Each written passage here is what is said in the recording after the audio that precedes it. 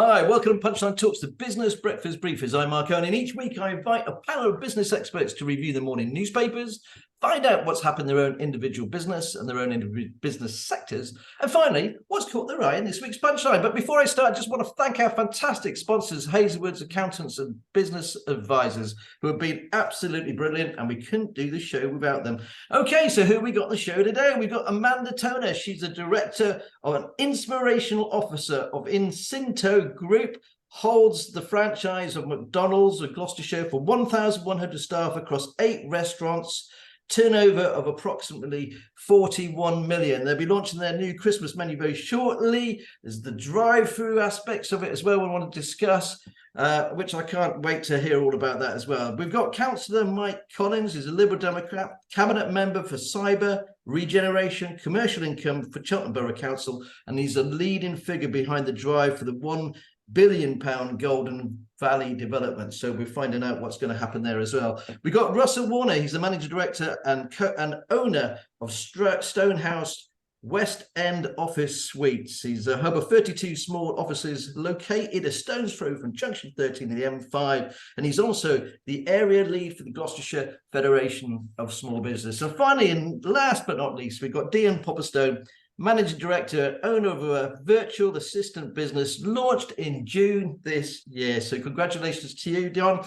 Dionne Popplestone Limited, supporting SMEs and general PA and admin. So can't wait to find out all about that. Used to be the manager of Marystone Shopping Centre as well. That's where I first met you. And you're the driving force behind the Five Valleys. So welcome all of you to Punchline. Okay, let's see what's making the headlines today.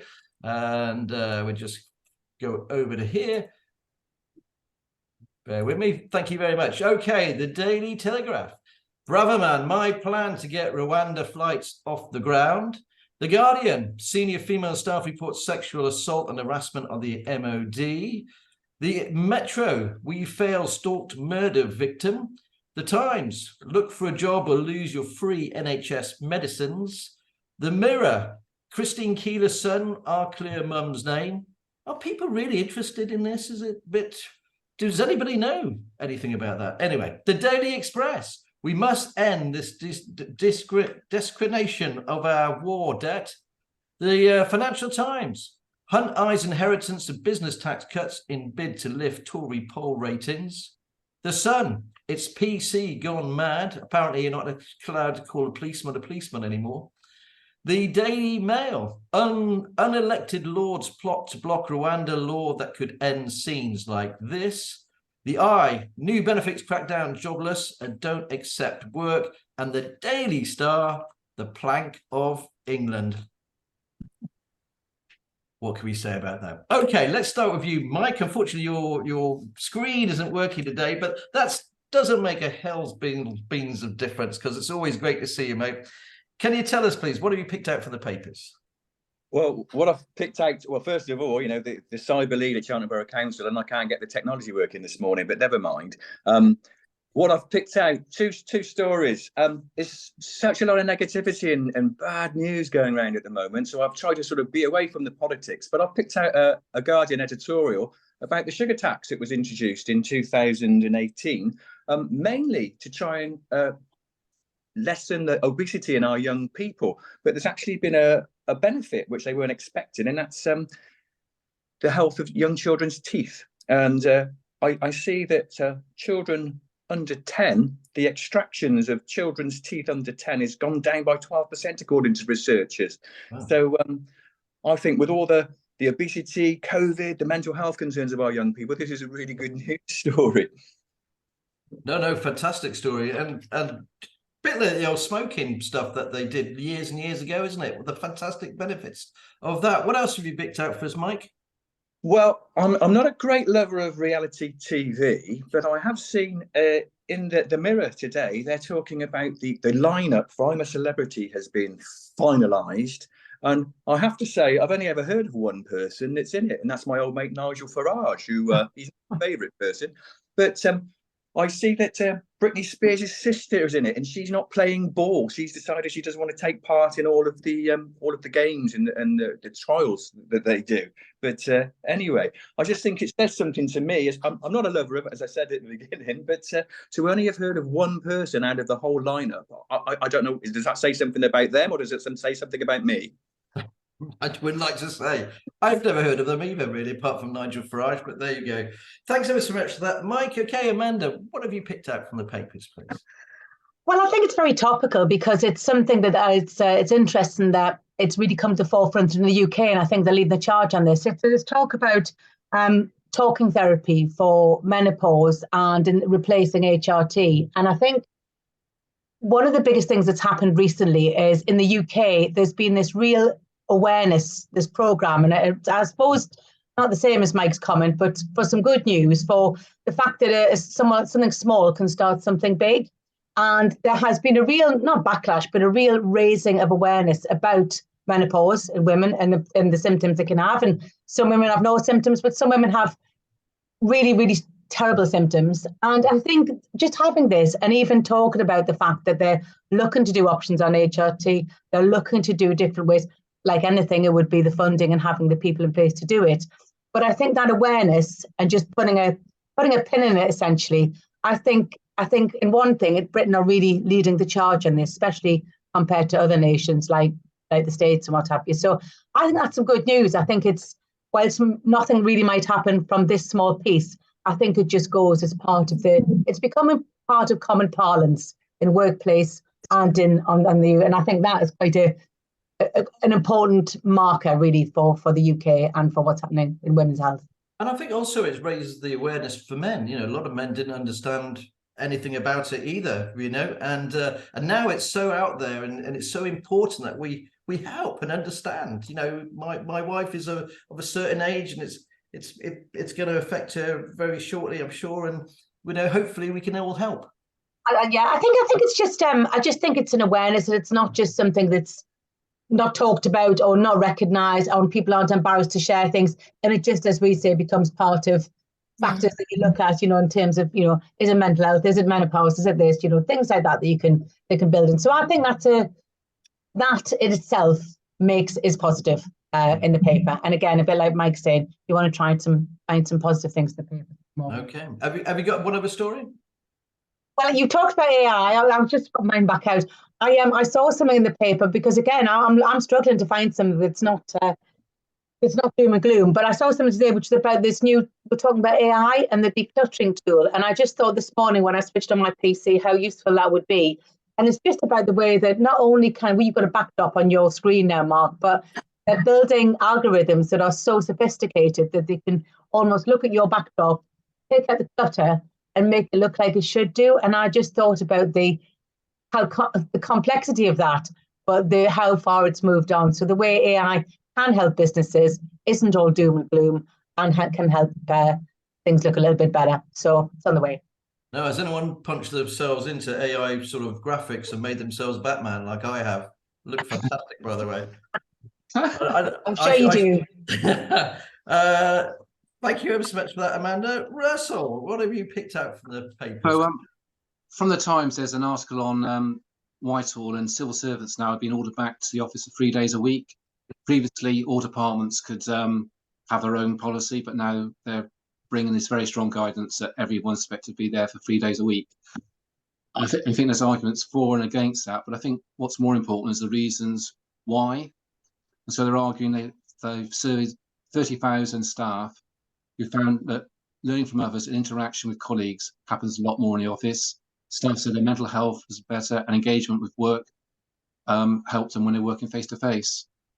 Significant benefits include working from home, include collaboration, innovation, fostering a sense of community. So I think more important than where you work is why you're working there. And I think it is down to each business to sort out what works for them. And it does help to have central government sort of make it mandating this, because I think a lot of businesses are struggling getting people back to the office, and would most businesses I've spoken to would have a preference to getting their staff back more in the office than they have been. I think smaller businesses, it's much easier, but bigger businesses are really struggling. And it goes a little bit with what's happening in the economy. There's been a surplus of vacancies, and so the power's really been with the employee, and it's like, I think it's starting to shift back towards the employer now as the job market's starting to tighten a little bit. So I think the real reason is whatever you're doing, make sure you're doing it for the right reasons, and that's the way to go. I totally agree with you. When we're delivering the magazines round on a Monday and a Friday in the business parks, the car parks are completely empty, you know, compared to what it used to be. And companies are definitely struggling to get the guys back in. But you're right, as the job market hardens, it might entice more people to get back into the office, you know. So the carrots are being dangled there as well. No, good point there, Russell. And of course, are people back in the offices there at your place? Yes, except for one of the businesses which is slightly bigger. But to be fair, they actually worked from home even pre-COVID because they're an IT business, and that's their model beforehand. It's probably shifted slightly more. They're off-site more often, but they do all come in, and you do notice when they come in because they all come in, and there's quite a lot of them. I think that particular company's probably got between 30 and 40 people all come in on one day, and you know when they've all come in. But fantastic. Thanks ever so much for that. Okay, Dionne, lovely to have you on the show this morning. Thank you for having me. No worries. So what have you picked out for us, please? I have also tried to pick something that was a bit less doom and gloom than what we've been used to recently. A story that jumped out to me, it was on the front page of the Times yesterday, and it's all about continuing to free up GP appointments, and it's chemists being able to prescribe the contraceptive pill to women. I'll read a little bit for you. It says millions of women will be able to get the contraceptive pill free of charge from their high street pharmacies without seeing a GP, which I think is a fantastic move, and it's been needed for a while. Pharmacists have been given the power to prescribe the pill to women over the counter as early as next month, which is brilliant. So going forward, there'll no need to book a doctor's appointment. So the new contraceptive service, they're calling it the Pharmacy First plan, and it's going to free up to 10 million GP appointments, which is huge, and I think everyone is in agreement that that's very much needed. Boots are really running with it. You know, they're the biggest chemist on the high street, as we all know. They've got over 2,000 chemists, and as early as next year, you'll be able to pop into your local Boots and pick up your pill. We've got a statement here from Victoria Atkins, the Health Secretary, and she's held it a historic agreement, which is great to hear. And Amanda Pritchard, the Chief Exec of NHS England, she said this is a really good news for women. Amanda, you can resonate with this. We lead an increasingly busy life, and it gets busier and busier. And thanks to this, rather than making a GP appointment, we can just slip into our local pharmacy, which is just brilliant news. It made me really happy to read this yesterday, and it's definitely a move forward for the NHS. I mean, it goes without saying, the only thing there is, caveat with that is, will they get the money to make sure it happens? Well, you know, this is the story, isn't it? I mean, Lloyd's closed in Sainsbury's, and other pharmacists were closing. You know, as the government relies more and more on pharmacists to actually deliver some of the services GPs used to do, will they get the funding to actually make it happen? That's the one caveat I'd say to that, really. But you are right; it's a great news story, and such a positive thing as well. Thanks ever so much for that. Okay, Mike, let's come over to you. I'm going to share the screen because I want to talk to you about Golden Valley and what's happening. So if you bear with me a second, I'll just quickly find the map I'm after. Nope, that's not it. Here we go. Can you see that, Mike? I can indeed, yes. Okay, so here we are with the Golden Valley development. There's GCHQ down here. So what we're looking at is the land pocket here. Can you just give us an overview of it, please, Mike, and the plans? Yes, of course I can. So Cheltenham Borough Council purchased 47 hectares of land to the west of Cheltenham a couple of years ago now. It's split into two parcels, southern parcel, which is near that place you just mentioned, and the northern parcel, which is up closer to junction 10 of the M5. And we are looking to develop a mixed site. So we've got a commercial development, which is going to include a fantastic innovation centre, which is going to hopefully bring together loads and loads of cyber businesses, so startups, SMEs, large national names as well, and academia, all into one place. It's going to be a garden village design, so it's going to be carbon or low carbon. It's going to include up to 1,000 houses as well. 35% of those houses are going to be affordable. It's aimed at the cyber industry, so create new jobs in the cyber industry and make sure that the young people of Cheltenham and Gloucestershire actually stay in Cheltenham and Gloucestershire when they finish their education or when they leave home. We find that large numbers of our young people leave the area because A, they can't find a job, and B, they can't find anywhere that's affordable for them to live. So this is going to tick all of those boxes. And as I say, Cheltenham Borough Council owns that land, so we can dictate very closely what happens there. And just last month, we put in our first planning application, which is planning can be quite legalistic and complicated, but basically the first applications that have gone in are called outline applications. So this doesn't detail exactly the size of the buildings and the number of the houses, etc. But what it does do is it outlines where all the roads infrastructure is going to go, where the utilities are going to go, and then in the new year we will put in the first detailed application, which will be for that innovation centre and for the mobility hub, which is going to be next to it. So people will drive into the development, park their car in a very large mobility hub, and then they'll use more sustainable transport methods to get around the whole development. So things like walking, cycling, e-scooters, possibly some shuttle buses. So it means that there'll be very little traffic movement around the site, which will make it give it even more green credentials, if you like. There's going to be lots of green open spaces. We're very, very conscious of the environment and the impact it will have. So we're going to make sure that the operation is a neutral one from as far as the environment goes. So we're very excited about it. And because we'll own those buildings, when we rent them out to tenants, we'll get the rent, we'll get the business rates. And of course, with the new houses, we'll get the council tax as well. So it means that we can reinvest all of that money into the economy of Cheltenham. It's for such a fantastic and exciting development. And so I'm looking at the map now, if you can see this, Mike. So which is the first innovation centre? Is it this one here, this? Yes, it's to the left of that rather large donut-shaped building. And as you say, it's sort of, well, I was going to say it's not hexagonal, but it's multi-sided, if you like. And then the building just below that, the rectangular one, that's the mobility hub as well. So we found that when we were talking to our potential tenants, that they did say we want the mobility hub to be online when we move into the innovation centre. So we've brought that forward. To say those detailed applications are hopefully going to be submitted early next year, and we would hope, pending planning permission, that we have spades in the ground by the year end. Spades in the ground at the year end of 2024. Yeah. Wow, fantastic. And just want to add about the M5, because that's the other thing as well. Obviously, that's the site as it looks at the moment. The M5 is not far from here, and that's one, Junction 10, isn't it? When is it going to start, Mike? Well, Junction 10, that's we do have to separate that out from the Golden Valley development itself, but we've got partners.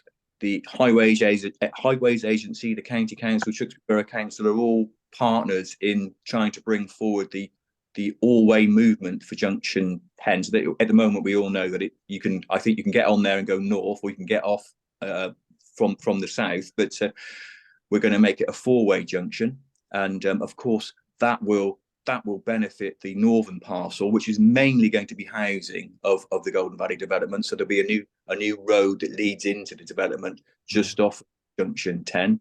And the plans at the moment are that will be open at the end of 2027. Wow. But we're not quite there yet. There are some issues that have to be overcome, but the plan is that will be open in 2027. But of course, the whole of the Golden Valley development is going to be around, the development is going to take between 10 and 15 years to complete anyway. So we want to make sure we've got all the infrastructure in there as early as possible. I know, and it's such a fantastic development. I'm looking at the housing. This is all the houses we're talking about here in one of the parcels, isn't it? Anyway, unfortunately, that's all we've got time for. I'm sure, unless someone has got a quick question for Mike. but that's all we got time for now. I'm just going to stop the screen there. Okay, Amanda, we're going to go over to you. We've got to talk about sort of elephant in the room, unfortunately, with McDonald's. Nationally, McDonald's have appeared in the national press for the wrong reasons. And now you're a family business. You've got the 8 franchises here in the city. I know that you care deeply about your staff.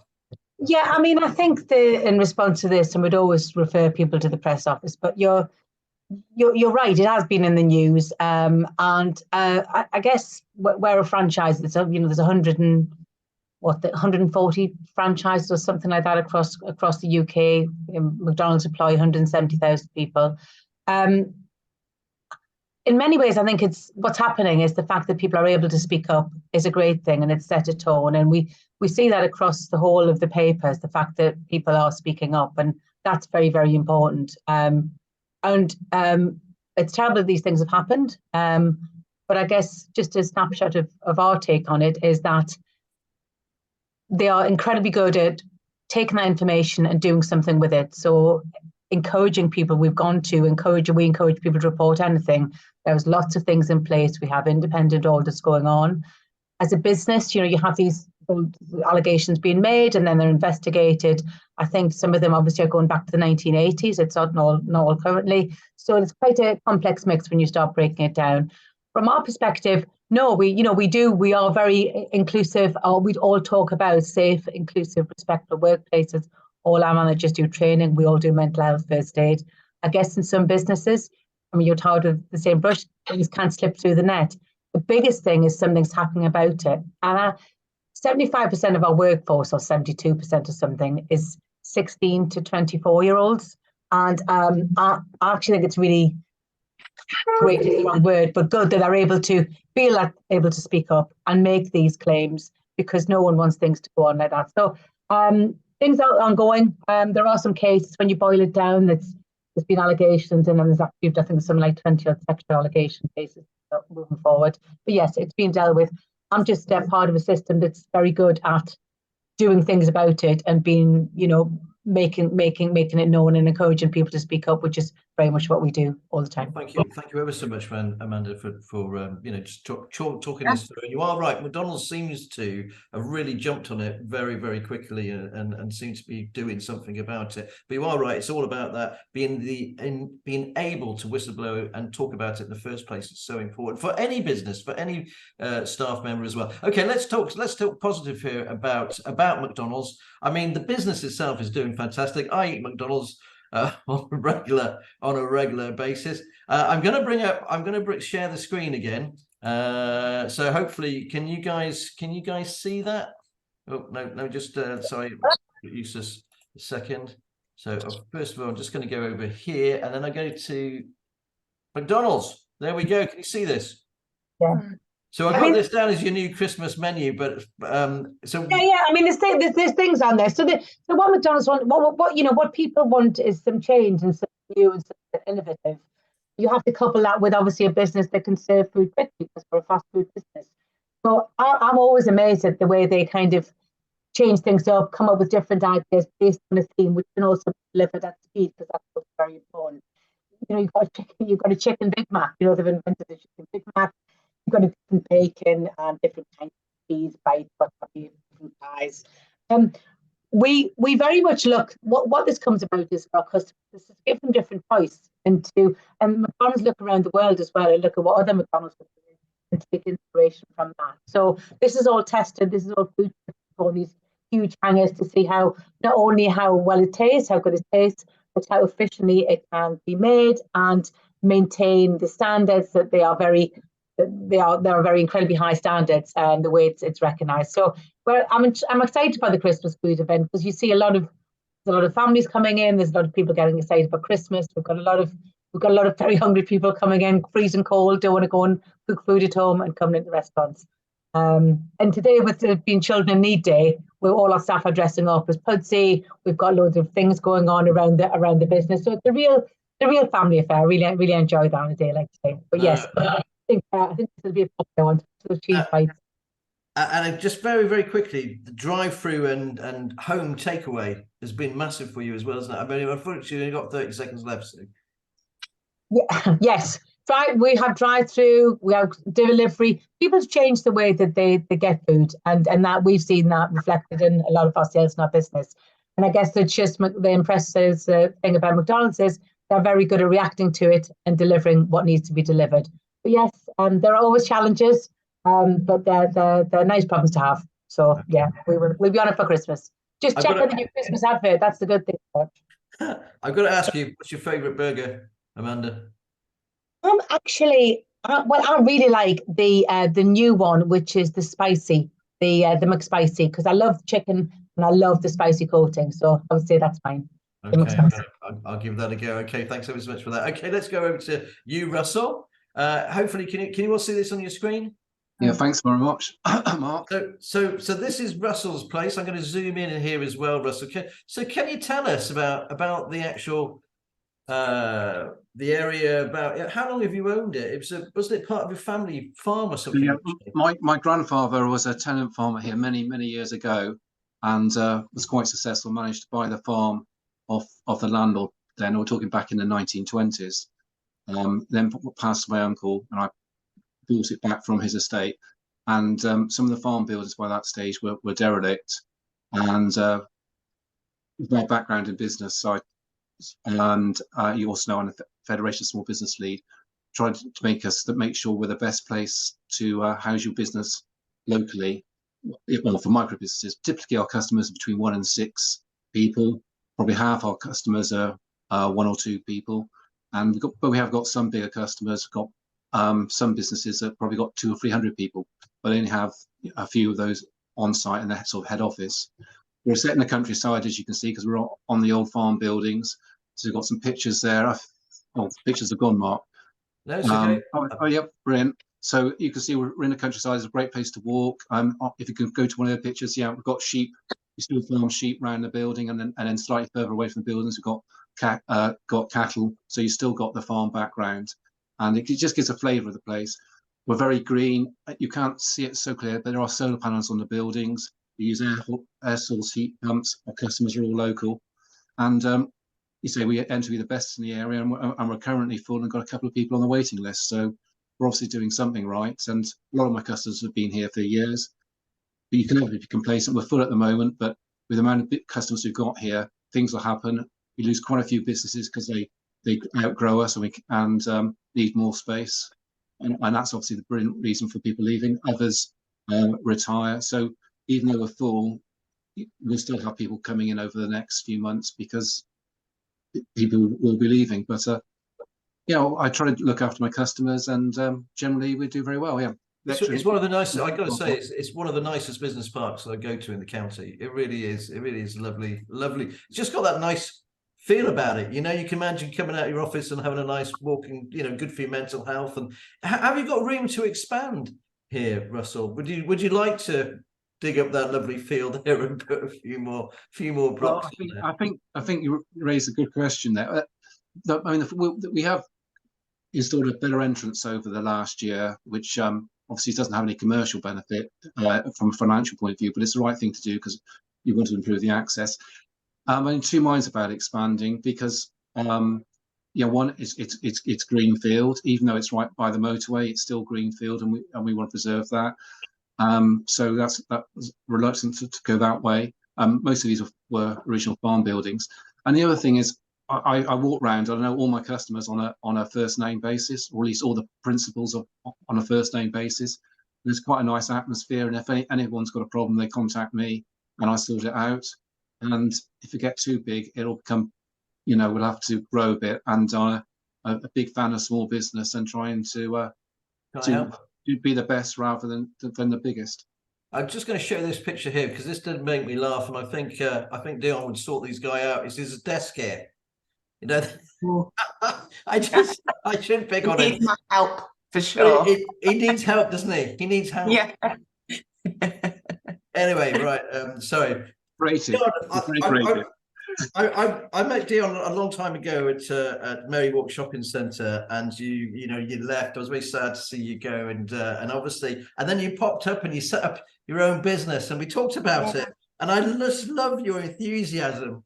Your drive, and determination, because It's not easy. It's not easy. So first of all, tell us all about your business. And you started in June. So yeah, so I started my business in June, and it really was birthed from me. I left my old role because I became a mom.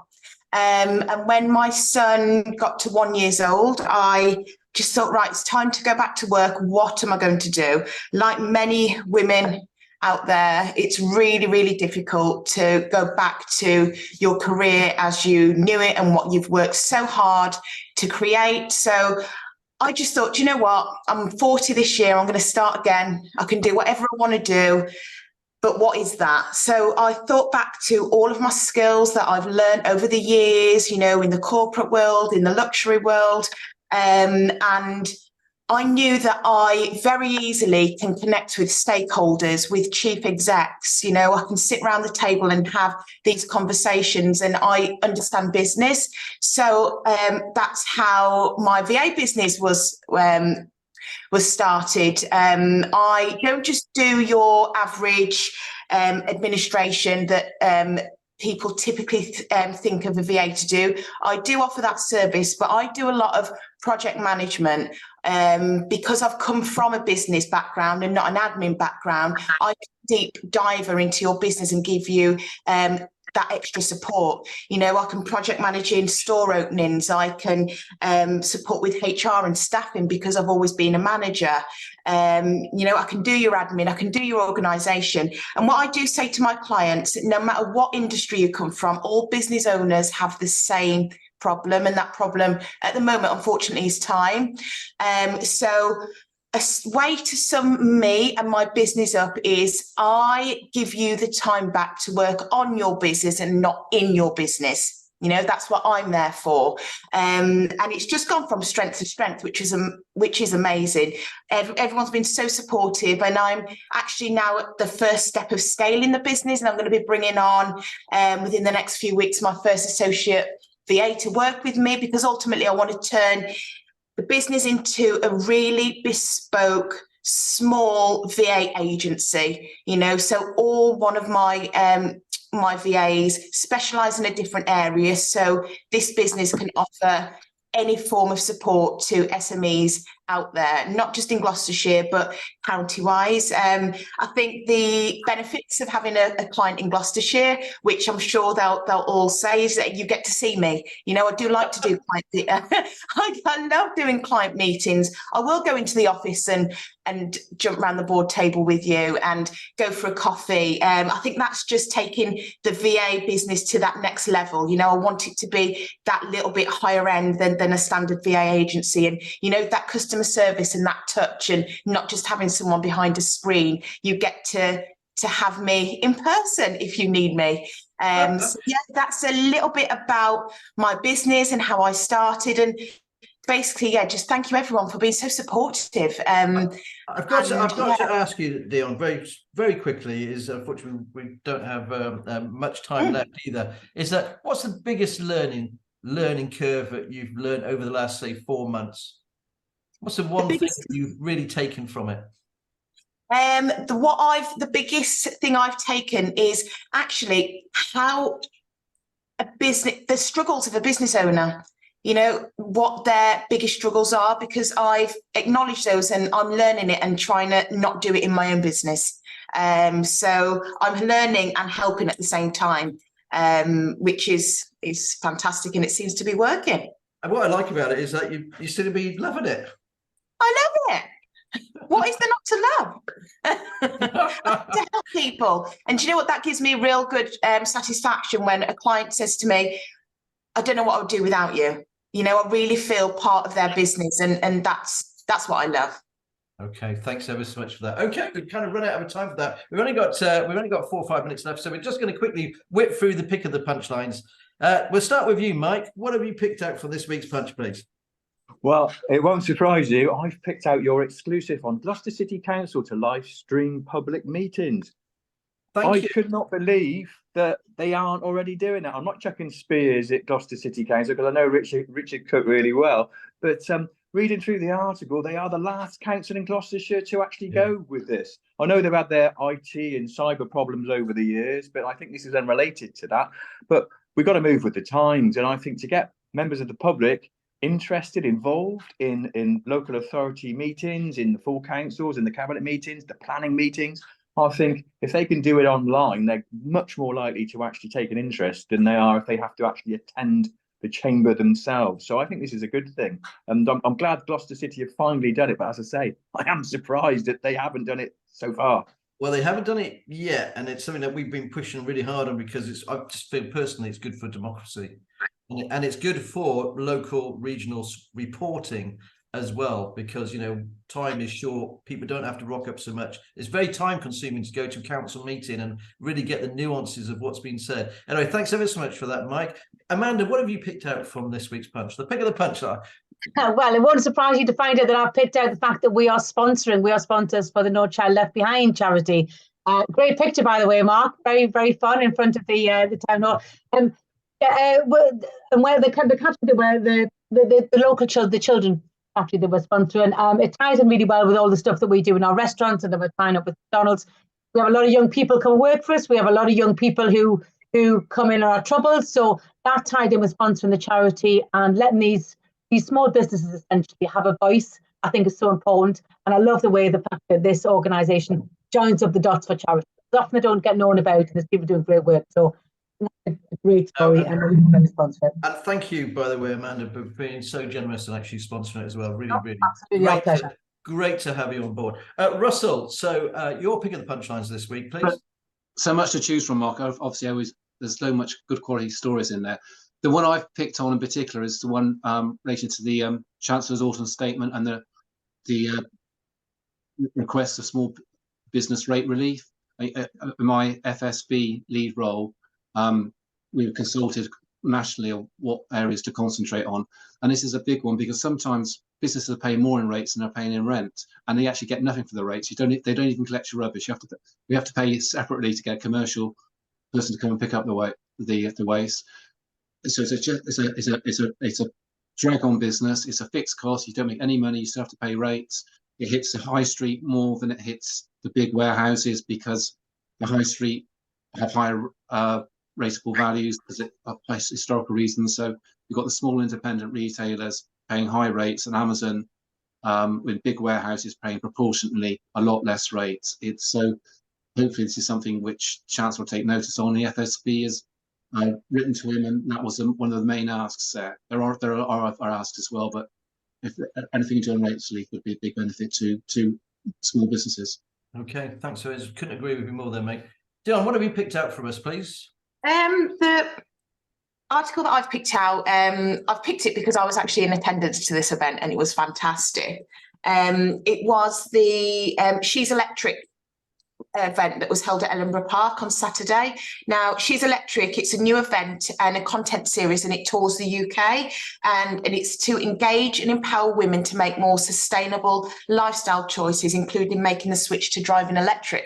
So not only was it an amazing event where there were local business women, it was so empowering, but we got to test drive some fantastic electric cars, so it was so fun. And it was all about the message about getting to net zero, and also the power and the consumer power of a woman. So yeah, it was fantastic, and it was a great message and in a fantastic setting at Ellenborough Park here in the county. So yeah, great event.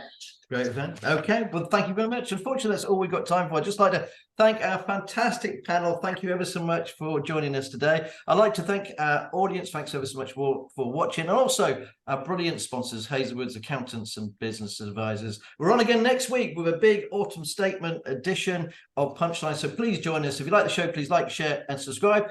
And thank you all for joining us. Just spelled that out at the end.